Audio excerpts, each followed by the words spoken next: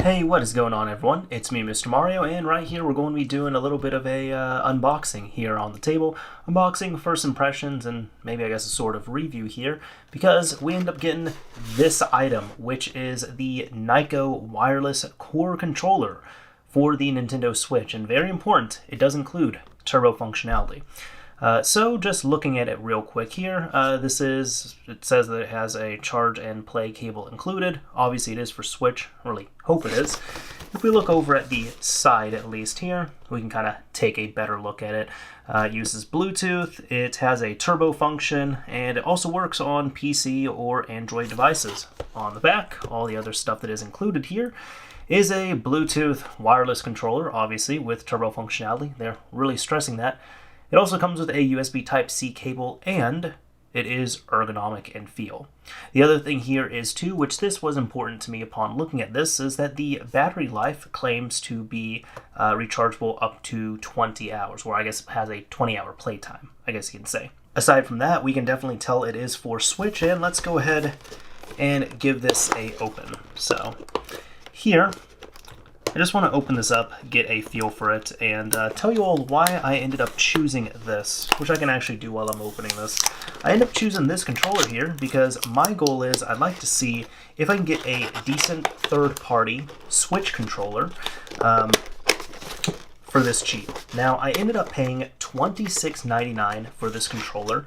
I did not have to pay for shipping, and I didn't have to pay tax on it, so I'll have the link for it down below in the description.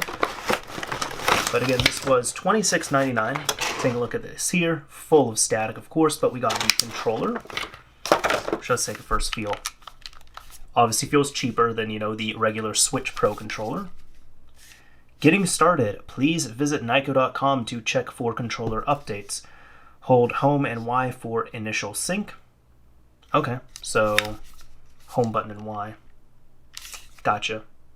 That's actually one thing I was interested in as well too here. It looks like this does get firmware updates for the controller, but you do not update them through the Switch itself because obviously, Nintendo's not going to be officially supporting a third-party controller like this. Aside from that, seems to feel just fine.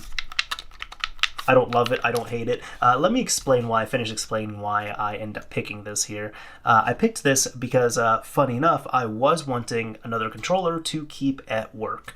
I'm not gaming all day, don't worry about that, but I do bring my Switch with me, and recently I've liked playing my Switch portably in a certain way, which I can show you all.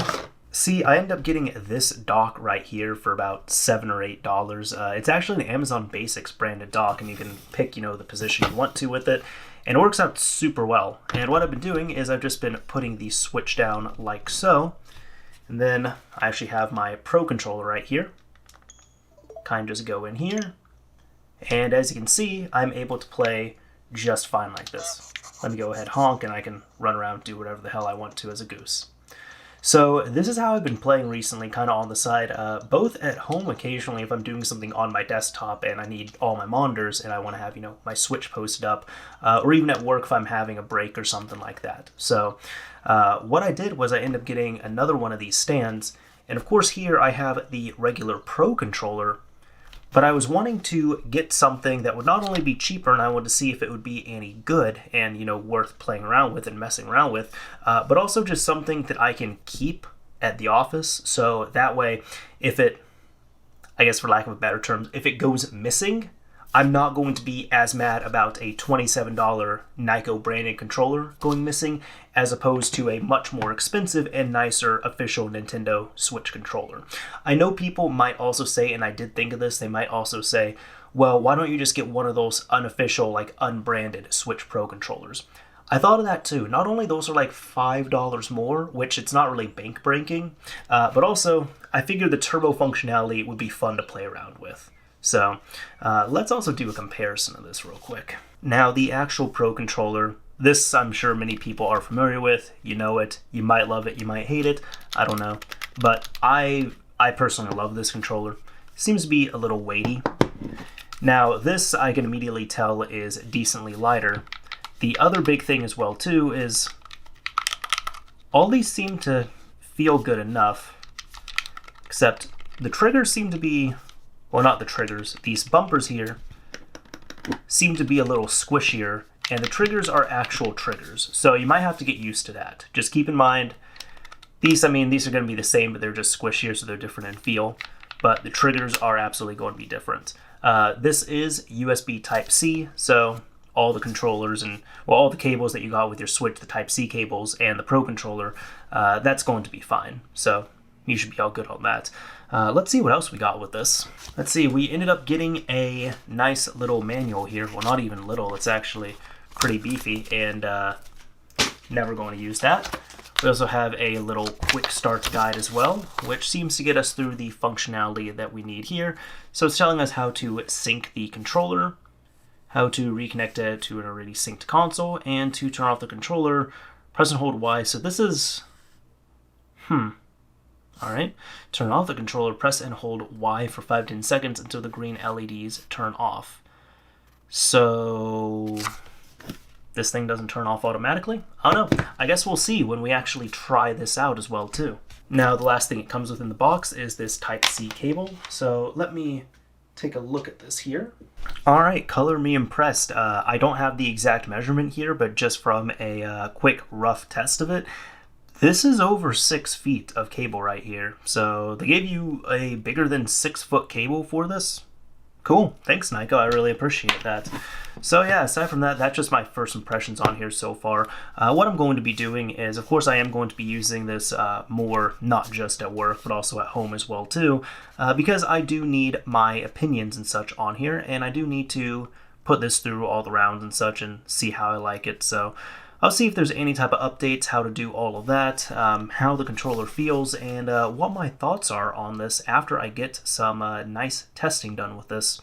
So the next part of the video will be me giving my thoughts on the controller. Alright everyone, so I've had some time to use this controller, and I feel like I can give my thoughts on it, and I feel like they're pretty brief here. First of all, let's go ahead and get the bad stuff out of the way with this controller.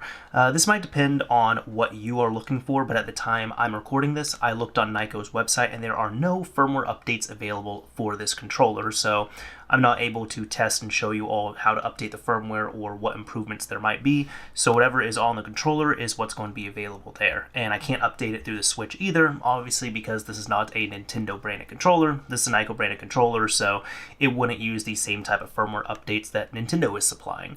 One of the bad things about this controller is when you have to turn it on, you can do this here, and that turns the controller on, and it does automatically turn off. And when you put your Switch into sleep mode or turned off, it does automatically turn off as well. However, this does not turn on the Switch. So kind of just doing that will not turn it on at all.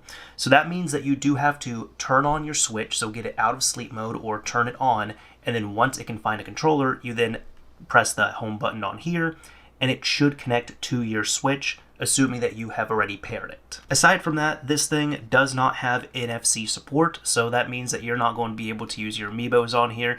If that's something you regularly use, I would suggest against getting this controller, but for me, I'm going to be unaffected.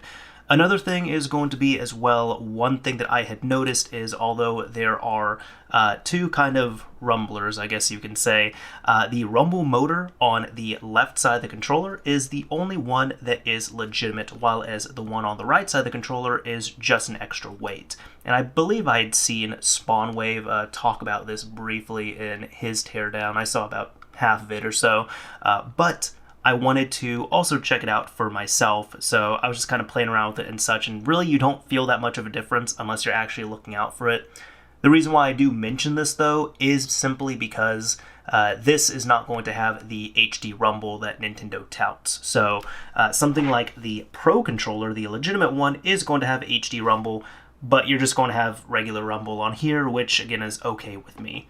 And maybe the final thing I can complain about is the D-pad. I've noticed actually, like after using the controller for a decent amount of time, it's squishier than I'd like it to be. If that's going to be a big downside for you, I'd also suggest against getting this controller. For me, it's nothing bad, it's just something that I noticed and I want to bring to the forefront here.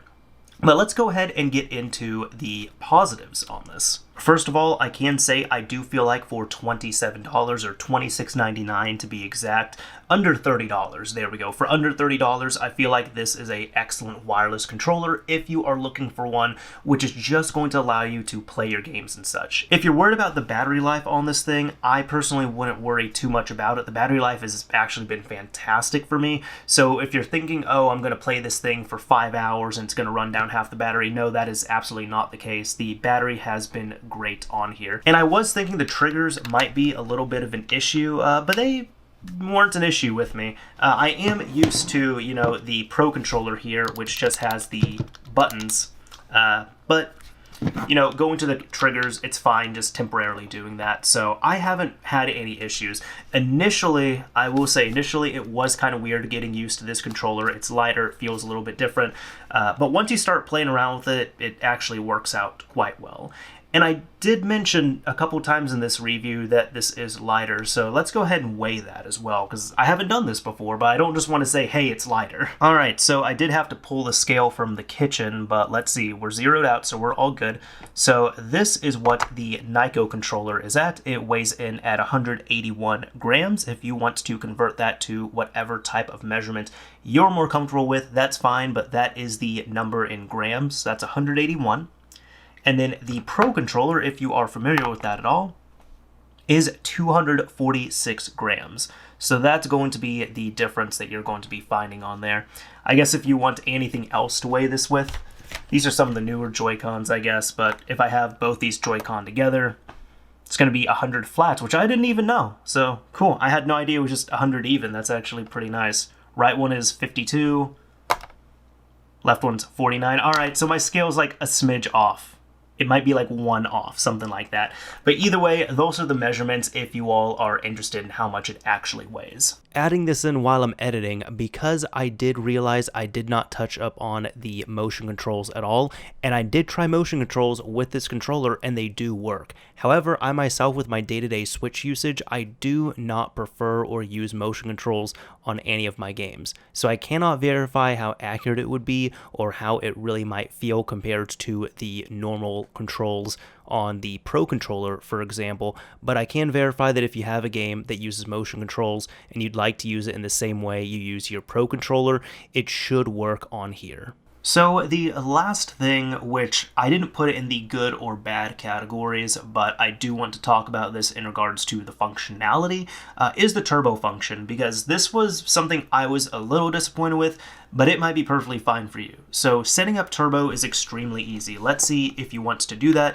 You hold down the turbo button, and then you select whichever button or even a trigger you want to use. So you press the turbo button, you select a button, and then at that point, as opposed to pressing the button, you can just hold it down and the turbo functionality activates. Then if you do it again, so the same button press, at that point, when you're playing around with whatever game it is, you don't even have to touch that button. That button is just constantly firing off in turbo mode. And then to disable it, you simply hold turbo, press that button again, and it's disabled. It's super easy to set up, so there's really no issue when it comes down to that.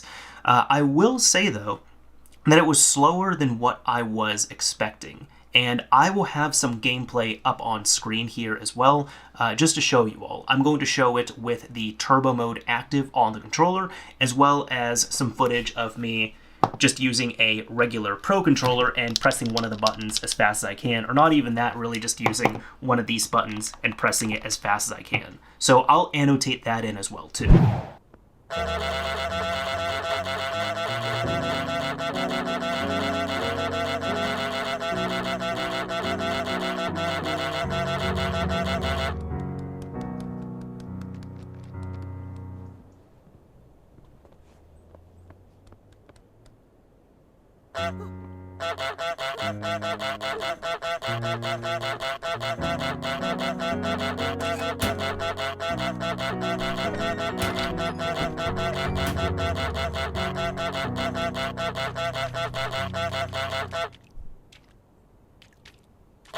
Now, first I was a little bit disappointed, and then I realized they're probably doing this because they want to give you a turbo functionality, but they don't want it to be a crazy modded controller. And what I mean by that is modded controllers were especially big on the Xbox 360 on the Call of Duty games there. And essentially what you could do is you could take a controller and you could modify it, so at that point when you install your modification, whatever button or trigger in this case it was mapped to, it would essentially say here, like as an example, if you press this, like let's say you press the B button, like that's how often you're normally pressing it. Once you have the modded functionality on there, if you just hold it down, it's acting like you're pressing that button, I don't know, 500 times a second. I'm exaggerating there, but it was something like that. And a lot of games did not like it. A lot of games tried to fight back on that, and I know people also got bans for that as well too. So that's probably what they are doing in this case. They do want to give you that turbo functionality, but they want to give it to you in a way that is convenient and not so much giving you a bigger advantage. So for example, me just holding down a button and keeping it, or just setting it to turbo on here, I'm actually going to have less of an advantage than someone who is just pressing that button as fast as they can. However, it is going to be a lot more convenient. So I will say that if you're looking for insanely fast turbo functionality, you pressing the button is going to be a lot faster than the actual turbo functionality that you're going to get with this controller. So in the end, my final thoughts on this controller, I think it's fantastic. I really like this, and I was really surprised with it as well too. I was expecting to get this Nyko controller and be like, you know, it's okay, but no, I actually really like this controller. And I know I said at the beginning here, I was buying this with the intention of, in case this gets swiped or goes missing, it will only be a cheap, you know, $30, sub $30 controller that went missing. But if somebody ended up swiping this, it's not even really the principle of it. It's more like, I actually do enjoy this controller. Mind you, I do like the Pro controller more, but I do like this controller, and I would be disappointed if it went missing. So that's about it. That's been my thoughts for this controller. If you are wanting this controller, I got the blue one. Not really because I like blue more than the other colors, it's just, to be honest, it was the cheapest one. But there's multiple different colors for this, so I'm going to have a link down below in the description where you can grab this if you are at all interested, and you can pick out whichever color you want to from there. Anyways, this is Mr. Mario signing off. Thank you all for watching, everyone. If you enjoyed this video, a like would absolutely be appreciated, and if you didn't like it, a dislike is fine as well too.